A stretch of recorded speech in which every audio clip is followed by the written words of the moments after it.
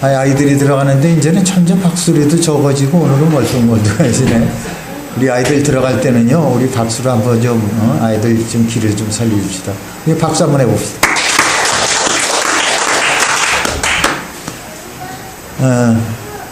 추석 명절 연휴 잘 쓰셨죠? 네. 저희는 그냥 3일 동안 물이 안 나와가지고 아주 애를 먹었습니다. 아주 애를 먹고 전화들을 걸고 거기만 안 나오냐 우리만 안 나오냐 뭐 이래저래서 이게 어디서 누수가 되는 것 같아요. 그게 벌써 몇 년 전서부터 그냥 1년에 몇 번씩 있는 그런 건데 펄쩍마다 큰 돈이 들어갑니다. 기술자들이 와서. 근데 근본적으로 그 파이프가 어디가 여러 군데 새는 것 같아요. 하나 고쳐놓으면 또 한 몇 달 있다가 또 이렇게 안 오고. 우리 신앙생활 하는 것도 그런 것 같습니다. 열심히 우리 말씀 듣고 또 찬양하고 또 기도하면서 마음에 이렇게 참 충족함을 이렇게 갖고 확신을 가졌는데 때로는 어디서 이렇게 새는 데가 있을지 모르겠다는 그런 생각이 들어요. 그 새는 것을 잘 막아야 됩니다. 자, 오늘 지난주에 이어서 우리 갈라디아서 2장 1절부터 10절까지 오늘과 수요일 날에 걸쳐서 두 번에 걸쳐서 이렇게 말씀을 나누도록 하겠습니다. 이 바울 사도는 예루살렘을 방문했던 지난 일을 회고하고 있습니다. 그것은 사도가 처음 주님의 부르심을 받고 회식을 한 후에 세 번째 방문입니다.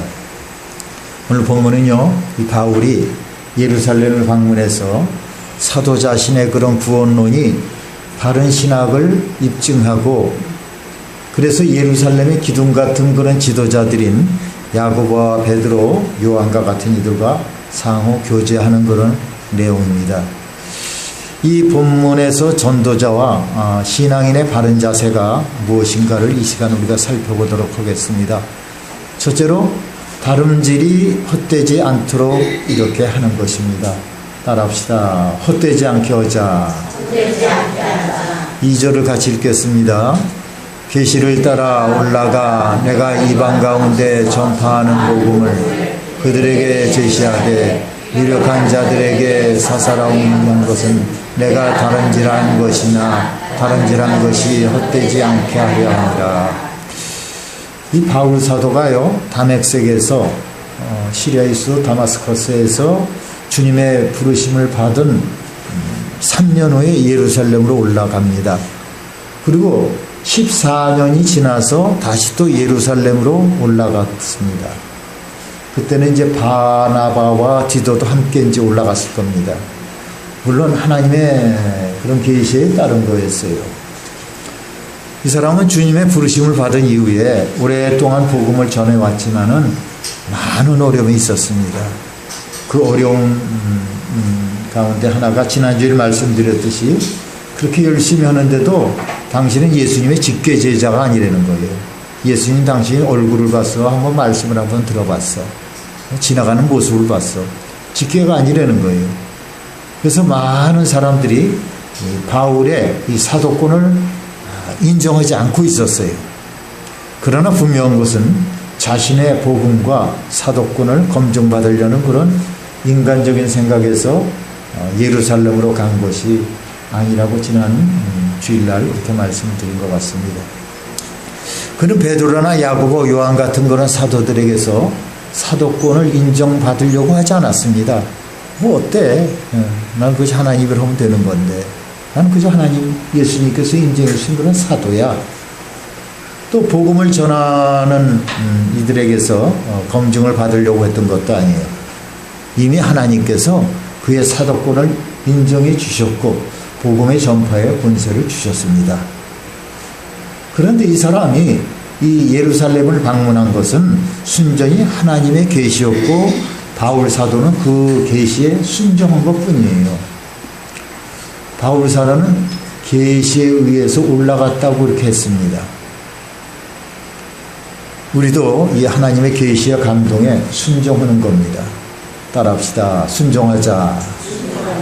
그가 예루살렘에 올라간 목적은 자기가 이방인들에게 전하는 그런 복음을 설명하는 길이었어요.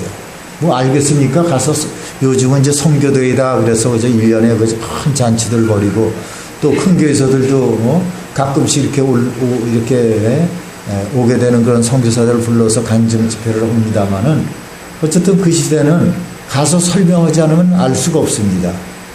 그 일은 유명한 사람들, 즉 당시의 사도들인 베드로나 요한, 야고보 같은 이런 개인들에게 개인적으로 설명을 했습니다. 다시 말하면 좀 더 신분이 높은 이들에게는 특별 설명을 했다는 거예요. 이게 뭐 누구를 차별하는 게 아니라 때로는 필요한 겁니다. 높은 사람을 만나야 될 적도 있고 그저 평범한 사람, 그 밑에 있는 사람들을 만날 수 있겠지만 이번 목표는 높은 사람들을 만나려고 하는 거예요. 이유가 뭔가? 자신이 지금까지 달려온 복음 전파의 다름질이 헛되지 않게 하기 위해서였습니다. 이 사람은 자신의 복음이 하나님께로부터 왔다는 그런 확신이 있었어요. 확신이. 그리고 복음의 정통성을 믿고 있었습니다. 할렐루야. 내 복음은 정통이야. 우리도요, 확고한 믿음의 확신이 있다면은 남이 오해하더라도 굳건히 그저 설명할 수 있어야 되는 겁니다. 그저 사람이 그저 오해한다고 해서 이 얘기 또 하면 또 오해하지 않나, 겹치지 않나, 이게 아니라 굳센 그런 믿음의 확신이 있으면은 나는 이렇다 하는 그런 정도가 있으면은 그저 기회가 나는 대로 소명을 하는 겁니다. 이 바울 사도는요, 기존의 질서와 체계를 무시하고 혼자서 복음을 전하는 데 따르는 그런 위험 부담을 없애고 좀 더 효과적으로 복음을 전파하려고 기존 교회의 지도자를 찾은 겁니다.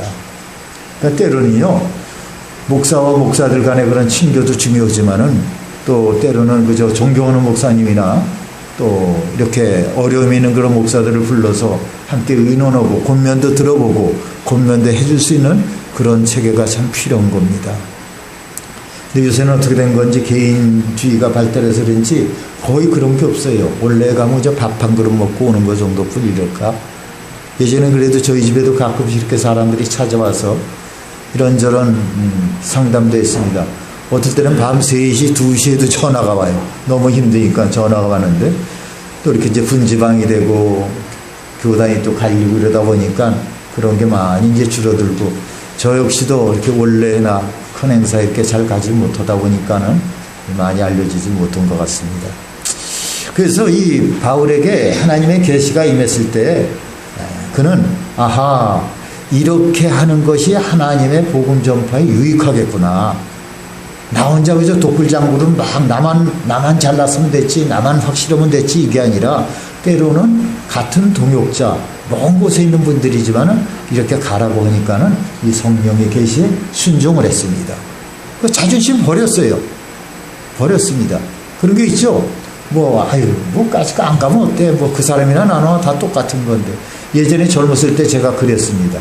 그래서 옛날에는 하늘같이 생각했던 그런 조영규 목사님을 저는 그 사람도 목회자고 저도 목회자고 같은 하나님의 그저 종인데 그래서 그분이 오라 그래서 미국에서 나와서 그분 사무실에 갔지만은 여러 사람들이 저에게 이렇게 충고를 하고 어떻게 뭘 좀 해라 뭐 이렇게 부탁을 해라 어쩌는데도 그분도 목사요 저도 목사요 그런 얘기 안 하고 감사합니다 같이 기도하고 이렇게 나왔어요. 그때 주변의 목사님들이 그건 많은 사람들이 알고 있습니다. 교단에서도 지금도 이렇게 중직을 맡은 그분들이 다 알고 있죠. 바보다. 너만 그렇게 다르냐? 이런 얘기를 이렇게 하는데 글쎄 지금까지도 그건 후회는 하지 않지만은 만약에 그때 내가 도움의 손길을 이렇게 내놓고 그 다음에 어떤 그런 물질을 또 선교 자금을 좀 받았다든지 또 그렇지 않으면 좀 큰 교회를 이렇게 소개받아서 갔었다면 어땠을까 하는 그런 생각도 합니다만은 아직도 크고 작고 하나님께서 주신 그런 5달란트나 1달란트나 다 그게 그거 아니겠냐? 하나님께서 교회에 쓰시는 그런 종이 아니겠나? 이런 자부를 하고 살고 있습니다. 어쨌든 이 바울은 굉장히 자존심이 굉장히 강하고 또 학벌이며 그런 모든 그런 명예스러운 면에 있어서 우뚝했지만은 그런 것들을 다 버렸습니다.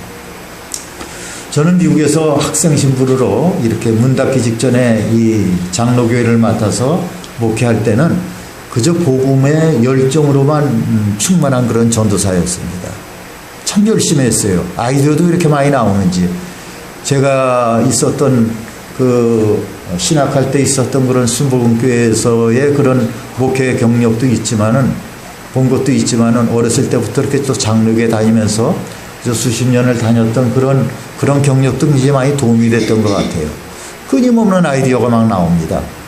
그래서 충만하다 생각을 했습니다. 그런데 하나님께서 제게 목사가 되는 그런 길을 열어줬을 때는 많은 고민들이 있었고 많이 해결할 일들이 있었습니다만은 기꺼이 순종을 했습니다. 처음에는 목사나 전도사나 그게 무슨 대단한 차이냐, 그저 열심히 복음을 갖다 증거하면 되지라고 그렇게 생각을 했어요. 그리고 학위를 받고 이렇게 고국으로 돌아가서 내가 청춘을 바쳤던 그런 기관에서 일하는 것이 보람이 있다고 이렇게 생각을 했습니다. 목사가 되려는 그런 열망은 그저 없었기도 했고 처음서부터 그렇게 시작도 하지 않았지만은 또 여러 가지 일들이 있어가지고선 굉장히 고민을 했습니다. 그러나 주변에 목사님들 그리고 이 감리교회 멀리 떨어진 그런 뉴욕의 감리교회 그런 권사님들이 계세요. 남자 권사님들인데 그분들이 그저 전화로 강력하게 이렇게 공고도 하였고 또 하나님께서 길을 마련해 주셨다고 그렇게 생각을 합니다. 그리고 마지막으로 순종한 이유는 하나님의 일을 헛되지 않게 하려는 것이요 지금까지의 사역을 헛되게 하지 않는 데 있었습니다. 그런데 지나놓고 보니까요 목사로서의 그런 사역이요 전도사로서의 사역과 얼마나 큰 차이가 나는지 몰라요. 우선 이 축도권이 없죠. 또 성례권이 없습니다. 그래서 그럴 적마다 그저 주변의 교회 그렇지 않으면 지방의 그 임원들을 이렇게 모셔다가 성례전도 이렇게 해야 되고 여러 가지 그런 불편함도 있습니다. 만약에 제가 그때 목사를 되는 것을 끝까지 거부했다면은 아마 일생을 후회하면서 살았을 것입니다. 내가 목사가 안 됐다면 얼마나 견딜 수가 있겠겠나. 얼마나 또 세상으로 나갈 수가 있었겠나. 이런 생각을 가끔씩 해봅니다. 지금도 생애 중에서 가장 잘했다고 생각하는 것이 목사 안수를 받았다는 겁니다. 특별히 어젯밤에는 꿈을 통해서도 그런 생각이 들었어요. 좋지 않은 그런 꿈이었는데 그래 내가 목사가 된 게 참 잘했구나. 이 설교를 준비하는 과정이라서 그런 꿈을 꿨는지 모르지만은 참 목사가 되기 잘했다. 그 일을 위해서 하나님께서 저에게 계시를 주시고 여러 사람들의 권명과 또 교단에서도 그런 환경을 주셨습니다. 목사 자격은 전도사로서 신학교를 졸업하고 한 2년 이상을 해야지 이제 목사 자격을 얻는 것인데 저는 한 1년 넘게 하와이에서 이렇게 개척교회를 했었고 그 다음에 이제 모든 걸 포기하고 대학원을 들어가서 이제 학위를 받고 가야겠다 이랬기 때문에 이 장로교회에서의 그런 경력을 이렇게 쳐주지 않을 수가 있고 거기다 쳐주지 않았는데 자 하나님께서 감사한 거는 교단의 임원들이 급히 임시 임원회를 열어가지고 장로교회에서 1년 넘게 한 그런 목회 경력을 인정을 해 주셨습니다.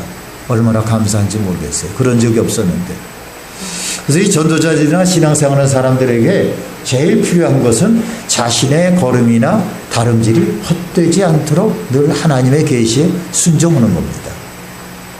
내 마음에 좀 덜 든다 할지라도요. 교회가 세운 지도자나 정통성을 인정받는 지도자와의 관계를 원활히 해야 되는 겁니다.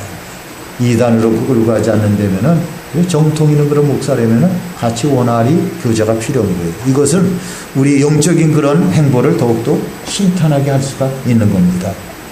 내가 받은 은혜가 아무리 이렇게 돈독하고 나의 경험이 아무리 탁월해도 하나님께는 질서가 있는 겁니다. 따라합시다. 질서가 있다. 여러분 가정에도 질서가 있어야겠죠. 그렇죠? 가정에 질서가 있어야 됩니다. 교회에도 질서가 있어야 되는 거예요.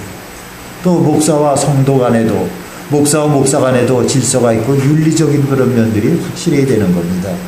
이 질서가 무너지면요 교회나 가정이나 직장이나 다 그저 혼란스럽게 되는 겁니다. 이렇게 질서를 따르는 것이 바로 복음의 사랑인 거예요. 두 번째로 대적의 환경과 올무를 조심해야 할 것입니다. 따라합시다. 함정과 올무를 조심하자. 2장 4절을 읽겠습니다. 같이. 이는 가만히 들어온 거짓 형제들 때문이라. 같이 합시다. 그들이 가만히 들어온 것은 그리스도 예수 안에서 우리가 가진 자유를 엿보고 우리를 종으로 삼고자 합니다. 당시 가만히 들어온 그런 이상한 사람들은요, 이방 종교에서 기독교로 개종한 사람들에게 유대교의 풍습을 계속 따를 것을 강요했습니다. 너희들 성령 받고 너희들 믿음이 생겼어? 그러나 이거는 꼭 해야 돼. 그래서 헬라 사람인 그런 디도에게도요, 할례를 행할 것을 이렇게 강요하는 그런 분위기였습니다. 그러나 이 바울 사도는 그에게 할례를 베풀지 않았습니다. 즉 구원의 진리가 왜곡되는 것을 용납하지 않았다는 거예요. 이 교회 안팎에는요, 우리가 알지 못하는 사이에 가만히 들어온 자, 곧 스파이들이 즐비합니다. 스파이를 알겠죠? 간첩. 이 간첩들이 하는 일이 뭡니까? 정보를 수집하고 동향을 파악하는 일도 하지만은 궁극적으로는 뭐냐? 그 체계를 파괴시키는 거예요. 전복시키는 겁니다. 우리가 척하니 알면 어느 집단이에요? 어느 집단? 신씨가 그쪽에 계시는데 신씨가 아니라 신자 들어가는 진짜 어느 집단이에요? 신천지 아니겠습니까? 구원파. 이 사람들이 거짓으로 들어옵니다. 지금은 아주 당당하게 이제 큰 교회 앞에서는 몇 사람들이 핸드 마이크를 가지고 뭐 여기가 참 이단이다, 여기가 거짓이다 막 이렇게 오지만은 얼마 전까지만 해도 몰래 들어와서 봉사를 잘하고 한 사람 두 사람 그다음에 구역 예배를 참석해서 구역 식구들 세뇌하고 다른 구역 세뇌해갖고 교회를 문 닫게 한 교회들이 꽤 많았어요. 그래서 지금 우리 지방에도요, 몇몇 교회들은 아예 구역 예배를 없었습니다. 그렇게 들어온 사람들은 다 좀 헛되게 당해가지고 그리고 교회를 접수하는 거예요. 누가 제일 먼저 공격하겠어요?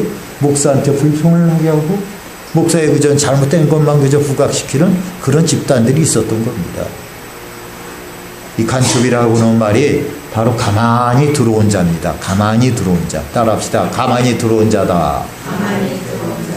이들이 파놓은 그런 함정과 그런 올무가 교회 안팎으로 널려 있습니다. 모든 그리스도인들은 누구를 막론하고 이 위험에 노출되어 있어요.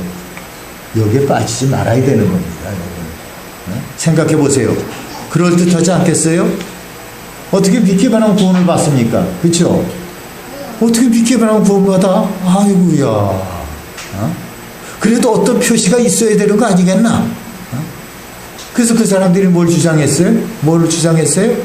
할례죠, 할례. 믿음의 증표가 이 할례니까는 할례를 반드시 받아야 그것이 구원을 얻는다. 그러나 여러분, 이 복음을 이미 받은 사람들에게는요, 이 할례가 아무것도 아닙니다. 왜 믿는 사람들에게 할례가 중요하지 않나요? 왜 중요하지 않는 것이 믿는 사람들입니까? 하나님은 그들의 겉모습을 그렇게 중요하게 생각하지 않기 때문입니다. 그래서 바울 사도는요, 할례는 마음에 하라고 했습니다. 마음에. 따라합시다. 마음에 하자. 뭐를요? 할례를. 그렇습니다. 이미 믿는 사람들에게 할례는요, 마치 그들의 자유를 빼앗고 다시 노예로 만들려고 하는 거예요. 율법으로 가두려고 하는 겁니다. 이 전도자들에게는요, 수많은 함정이 있습니다. 그것은 비단 뭐 교리적인 것만이 아니에요. 그럼 뭡니까? 뭐가 있어요? 많은 신학의 혼란이 함정일 수도 있습니다. 하지만 윤리적인 그런 함정이 있어요. 개인의 인격을 침몰시키게 만드는 그런 함정이 있습니다. 목회자나 하는 전도사, 지도자라고 불리는 어떤 사람도 이 함정에서 자유롭지를 못합니다. 누구도 함정을 비껴갈 그런 충분한 그런 능력이 없는 거예요. 누구도 그 일에게는 자신을 이렇게 장담하지 못합니다. 이 함정은 아주 처처에 널려있기 때문이에요. 우리 교회도 얼마든지 함정을 찾을 수가 있죠. 전도자들이 그것을 조심해야 되는 거예요. 평생 동안 고생한 것이 하루아침에 무너질 수가 있습니다. 그런 경험들 해보셨어요? 열심히 몇십 년을 했는데 하루아침에 어르르 이거 어떻게 되는 건가? 참 큰 실망이 될 겁니다. 그래서 세상을 하직하는 사람들도 있어요. 유다를 보세요, 여러분. 그의 마음속에는요, 물질에 대한 탐욕이 있었습니다. 그리고 메시아의 출현에 대한 그런 지나친 기대가 있었어요. 메시아가 꼭 그저 칼, 창을 가지고선 그저 로마 사람들 다 물러내놓고, 이제 자유스럽게 우리 유대 사람들만 이스라엘 우리가 번성하리라. 이런 기대를 가지고 있었어요. 이 유다뿐이겠습니까? 그때 온 당시에 그런 유대인들이 다 그런 메시아를 갖다 기다리고 있었습니다. 그리고 이 사람이 위험한 고개를 했습니다. 그렇다고 이 사람이 엄청난 그런 재물을 모은 것도 아니죠.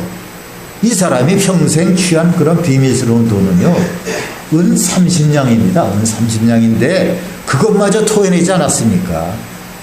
토해버린 돈조차 성전 금고에 이렇게 두질 못하고 시체를 묻는 그런 묘제 구입자금으로 쓰여지게 됐습니다. 이것이 자기 관리를 잘못해서 함정에 빠진 자의 최후의 모습이었습니다. 베드로가 이 겟세마네 동산에서 졸다가 어떻게 해요? 시험을 당합니다.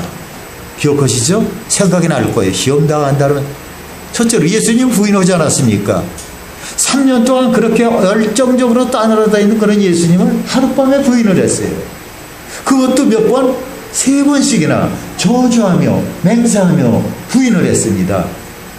그동안 이 베드로가 쌓아올린 그런 명성이 얼마입니까?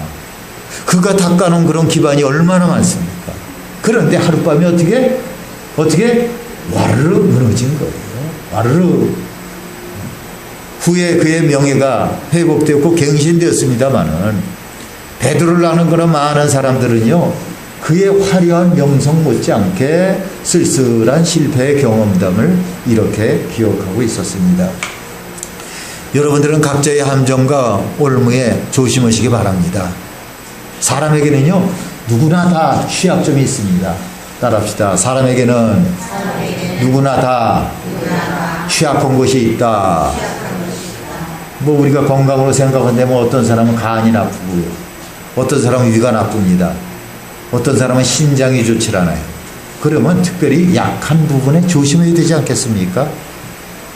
전도자들에게도 취약한 부분이 있습니다. 어떤 사람은 물질에 약하고요.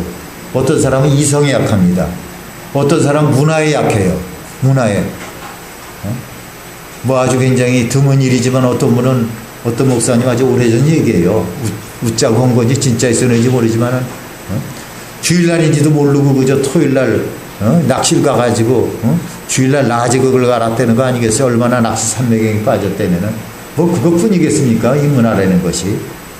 비록 지금까지 잘 내려왔다 할지라도 언제 무너질지 모르는 것은 취약지대를 기억하고 끝까지 조심하기를 축원합니다. 마지막 3번째로 각각의 사명을 깨달아서 서로 협력해야 됩니다. 따라합시다. 서로 협력하자. 7절과 8절을 우리 함께 읽겠습니다. 도리어 그들은 내가 무할례자에게 복음 전함을 맡은 것이 베드로가 할례자에게 맡음과 같은 것을 보았고, 그를 할례자와 사도로 삼으시니가 또한 내게 역사하사 나를 이방인의 사도로 삼으셨느니라. 아멘. 이제 바울 사도가요, 예루살렘에 찾아가서 안디옥 교회에 퍼져 있는 여러 가지 문제를 이야기합니다.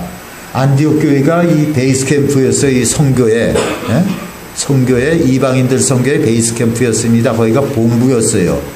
그래서 이 바울 사도의 신앙과 예루살렘 지도자들의 신앙이 일치한다는 것을 확인했어요. 그리고 바울 사도의 복음에 더 이상 첨가할 어떤 것도 없음이 드러났어요. 그저 예수님의 직계 제자가 아니기 때문에 뭔가 부족하겠거니 이렇게 생각했을지 모르지만은 만나서 대화를 하다 보니까 더 이상 어쩌면 우리보다 더 잘하는 그런 정도였습니다. 베드로나 요한, 또 예루살렘 교회의 최고의 책임자였던 그런 야고보조차, 야고보가 이제 나중에 우리 성경 공부하겠습니다만은 야고보가 이 예수님의 제자 야고보가 아니에요. 이때 예루살렘의 최고, 이렇게 당회장이었던 이 야고보는 예수님의 친동생 야고보였습니다. 이 야고보조차 베드로에게서 결함을 발견하지 못했어요. 즉 예수님의 직계 제자와 후에 주님의 부르심으로 제자된 이 바울 사도와 일치한다는 거예요. 직계나 바깥에서 예수님을 만나서 사명을 받은 그런 바울이나 같이 일치가 된다는 겁니다. 일치가. 그러면서 인정한 것은 베드로에게는 할례자들에게, 즉 유대인들에게 복음을 전하는 그런 사명을 주신 것처럼 바울 사도에게는 이방 사람들에게 복음을 전하는 그런 사명을 주셨다는 거예요. 듣고 보니까 당신은 하나님께서 이방인들을 위한 그런 은사를 주셨군요. 당시 예루살렘 교회의 큰 지도자로 있던 그런 야고보와 요한, 베드로 같은 사람들조차 이 바울 사도의 사명을 인정하고 바울 사도와 바나바 사도에게 교제의 악수를 한 겁니다. 흔히 보면은 우리가 지금은 그렇지 않습니까만 멀지 않은 가까운 그 일본과 어느 도시와 이렇게 또 자매 결혼하는 걸 많이 봅니다. 우리 청주도 어디 오고 일본 어디 오고 이렇게 자매 결혼이 됐을 거예요. 그래서 어떻게 합니까? 각 앞선 무슨 서약서 같은 거 다 이렇게 형식적이지만 이렇게 써놓고 그다음에 악수 교환하는 시간이 있습니다. 악수를 하는 거예요. 서로 이제는 우리가 서로 형제다.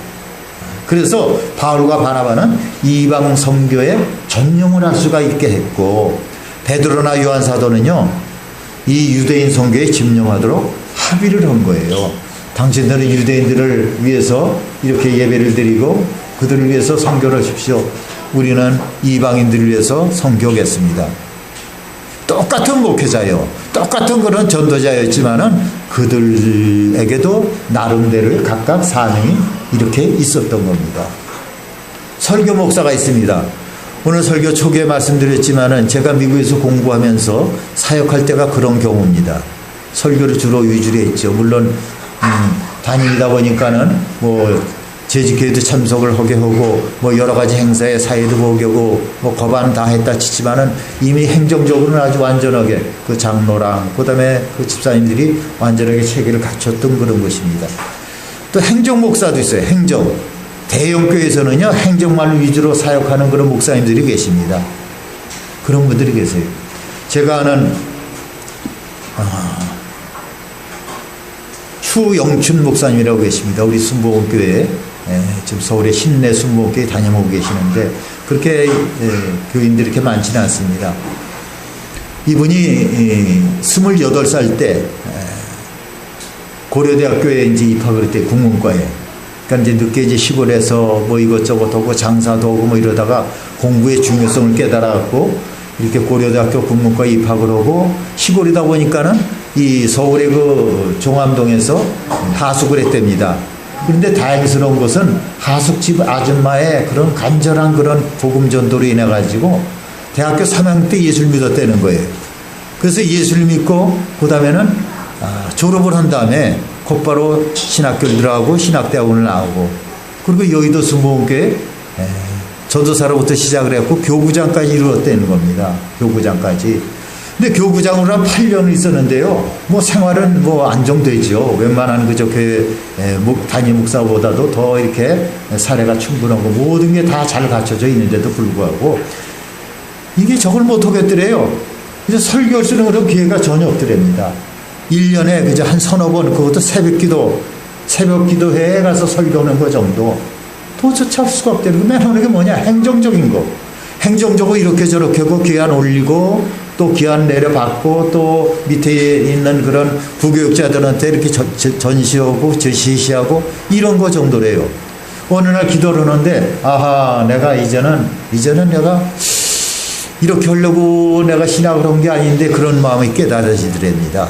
그래서 개척을 나와가지고 두 번째 개척을 했어요. 두 번째 개척을 하셔가지고 많은 그런 성도들이 있었는데 또 가만 내버려 둡니까? 이런 실수 저런 실수도 있었겠지만은 또 내분 같은 것도 좀 있어가지고 굉장히 애를 먹었는데 아주 굉장히 재미있는 그런 거는 제가 다음 기회에 이렇게 말씀을 하도록 하겠습니다. 그래서 나가려고 하던 그런 교인들이 이렇게 다 어느 사건을 갖다 보고선 이렇게 정신을 차리고 이렇게 있다고. 그러면서 그분이 저에게 자기 그 동서 얘기를 하면서 그런 얘기를 해주는 거예요. 동서가 여의도수 목교 출신인데 어떻게 교만한지 모르겠다 그러면서 그 동서 얘기를 하면서 자연스럽게 이런 얘기를 하는데, 언젠가 이제 끝이 어떻게 됐다는 거는 제가 이제 이렇게 제가 숙제로 가지고 있으면서 어느 날 이렇게 말씀을 또 드리도록 하겠습니다. 그리고 또 전도를 목적으로 하는 그런 사람들이 있습니다. 전도 잘한다고. 우리 유임 목사님이 그런 경우죠. 유임 목사님이 예전에 저기 그 은행리에서 교회를 참 어렵게 이렇게 사직을 하시고, 유광식 목사님 계신 데가 세연수 보험교회 전도 목사로 이렇게 가졌어요. 그래서 이분이 일주일에 몇 번씩은 이제 교인들을 데리고 나가면서 전도지를 하고, 예전에 제가 이분하고 또 우리 교회 그 전도 시작할 때, 전도지 만들었을 때 한 2번을 제가 이분과 함께 저 용암동에서 큰 사랑 약국 앞에서 또 이렇게 전도를 한 적이 있어요. 뭐 그분이나 저나 비슷해요. 뭐 하는 거 보면 가져가서 설명하고, 그때는 뭐 다른 게 없었죠. 그냥 전도지만 가지고 이렇게 전도를 했었는데, 이런 전도를 주된 사명으로 알고 하는 그런 사역자가 계시고요. 찬양 목회를 하는 분이 계십니다. 찬양자로서 이렇게 부름을 받습니다. 그러니까 우리가 예를 쉽게 든다면은 20년 정도 우리 교회에서 사역하신 그런 김덕환 목사님이 이 찬양 사역의 목사입니다. 어떤 사람은 스포츠 목회를 한 사람이 있습니다. 우리 교단의 총회장 출신이신 그런 한동근 목사님이라고 계시는데요. 이분이 태권도 공인 6단으로서 그 기관에서 스포츠를 발판으로 사역을 하셨던 분이에요. 서울의 그 성동군가 무슨 군가 거기 아주 얼마나 크게 이렇게 교회당을 정해놓고선 아주 참으로 참 위대한 일을 참 많이 하십니다. 이처럼 동일한 복음을 갖다 위한 다양한 그런 기능을 인정해야 되는 거예요. 그리고 서로 어떻게 해야 돼요? 서로 협력해야 되는 겁니다. 협력. 우리나라에 처음으로 복음이 들어왔을 때 장로교는요, 어디서 전도를 했냐면요, 경상도하고 전라도 이렇게 남쪽에 가서 전도를 했습니다. 그리고 감리교는 충청도와 강원도 그리고 경기도 지역에서 이렇게 복음을 전했어요. 그러다 보니까요, 경기도를 이렇게 여행하다 보면 감리교회가 참 많아요. 얼마나 이렇게 많은지 모릅니다. 그때 선교사들끼리요, 선교지를 놓고서는 경쟁한 것이 아니라 서로 협력을 했습니다. 협력. 만약에 그저 경기도에서 막 하다가 이 사람 이 교단의 선교사 저 교단의 선교사 만나서 그 좀 멀쩡하지 않겠어요? 그러니까 장로교는 밑으로, 감리교는 위로, 나중에는 늦게 이 땅에 들어온 그런 다른 교단들도 서로 협력하기에 이르렀습니다. 또 문서로 선교하는 그런 이도 있고요. 뭐 꼭 목사가 아니래도 방송으로 선교하는 사람도 있습니다. 이렇게 교회를 섬기는 사람이 있는가 하면은 선교단체에 이렇게 또 적을 두고 이렇게 섬기는 사람도 있습니다. 이 모든 사람들이 하나가 되어야 되는 거예요. 하나가. 서로 다른 사명을 존중해야 되는 겁니다. 따라합시다. 다른 것도 존중하자. 서로의 다른 은사를 귀히 여겨야 되는 겁니다. 나의 일만 귀하고 그저 다른 사람의 일은 천하되거나 내가 하는 일만 가치가 있고 다른 사람들이 하는 일은 무가치하다는 것은 하나님의 뜻을 모르는 거예요. 하나님은 우리를 다양한 그런 일터에서 다양한 이 은사를 갖다 주어서 다양한 일을 감당케 하십니다. 서로 자기 일에만 그저 귀하게 생각을 하고 다른 사람들의 사역을 그저 폄하하면 그것은 모순이에요. 세상에서 하나님이 원하시는 것은요, 어떻게 해서든지 복음을 증거하는 겁니다. 따라합시다. 어떻게 해서든지 복음을 증거하자. 그래서 우리가 오늘 뭘 합니까? 우리가 오늘 오후에 뭐예요? 전도죠. 무슨 전도? 보리빵 건빵 전도입니다. 보리로 만들어서는 이제 좀 건강에도 좋을 것 같고 맛도 있습니다.